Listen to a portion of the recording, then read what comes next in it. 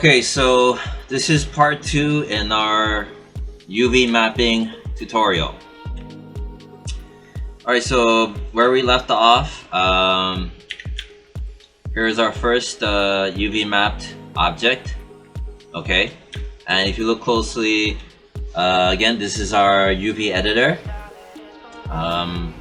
where before I had it in two pane mode, here and here.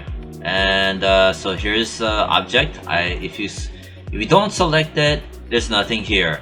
Once you click on something, now we have a checkerboard. The checkerboard and the numbers and the letters is just a placement holder to visually see what is happening. Okay, so for example, if I right click on my object and I go to face, and if I click on that face, it's selecting inside of here. See, this is what that is, and you see how it interacts. That's what that is. But I'm just gonna hit undo and undo again. Okay, and if I were to zoom in, if I were to click on this face right here, that face is actually over here. If I were to click on this face over here, and if I'm in this window and I hit F, it'll focus on that face. So there's polygon faces and there are UV map faces. They seem similar and they're kind of related, but they're also different in a way too. You learn more about it as you do it more and more and gain experience, but so far this is what that is. If I were to select this face, then I am in here, hit F, that's this face. And the camera, when it projected it, it tilted it from something like this to something like that. Okay, but regardless, it did its job and it did what it needed to do. Okay, but now, for example, if I select this one, you'll notice it's kind of skewed. You see that? It's kind of weirdly skewed, and ooh, that's even worse over here. So this object had an original UV map, but since we manipulated the sides of it, made it taller and slanted, it skewed the UV map, the original UV map that came with the polygon. For example, if I were to make another polygon and I drag it over here, which was over here, okay, and then if I were to scale it up with the R button, remember, it's a perfect box. And if you look over here, that perfect box is I'm gonna right click on one of the lines, hit face, is shown as a UV map. Ignore this for now. Just over here. In this area of work is projected, okay? But the moment you start to mess around with the components, like for example, I right click on the object, go to edge mode, and I pull that, and I start to pull that, you see what happens? It pulls the skin, and now it becomes all whacked out.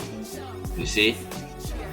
But on the UV map, it doesn't show that. It still shows the original map, okay, that it came with. But in real world 3D settings, when you do that to the object, it stretches the skin. Okay, so hopefully that kind of helps out. So I'm just gonna grab it, I'm gonna delete it. Anyway, I'm going to grab this and I'm gonna go back, remember our layers. I'm going to click on that one right there, which added it, and I'm gonna hide it. Okay, but I'm gonna turn it back on, and I'm gonna double click here like we did before in the previous lesson. I'm gonna name it polygon underscore 01, or you know what, I'm just gonna name it short polygon, and I'm gonna hide it. Okay, then I'm gonna grab this guy or you know, I'm gonna grab this one, and I'm gonna go over here. Okay, add it, and which is this one. I'm gonna name it long underscore polygon, and I'm gonna save it, and then I'm gonna hide it. Okay, so we're back to here. So this guy is these UVs are not acceptable. What I'm gonna do is from what we did before, UV, remember, be on modeling menu, go to UV, UV automatic. You don't need this because we set it to default before. We're gonna go automatic. Well, you know what, let's click on that, options. Alright, six planes, less distortion, blah blah blah blah, hit project, and there you go. And it made a perfect UV skin for us, just like that. Okay, and for example, if I right click, hit face, I click on that, I look in here, and here that is. This is this. Alright, and then for example, this is this. You see how the circle, the O, the number 0 is here and it's here. So, you know, it projected the best it could, which sometimes means things are kind of rotated the way it shouldn't be. But overall, it did its job. Okay, so that is our other UV map polygon. And that is the end of this lesson. Next lesson, we will UV map our other last object. And like I said, under 7 minutes, our tutorial is done.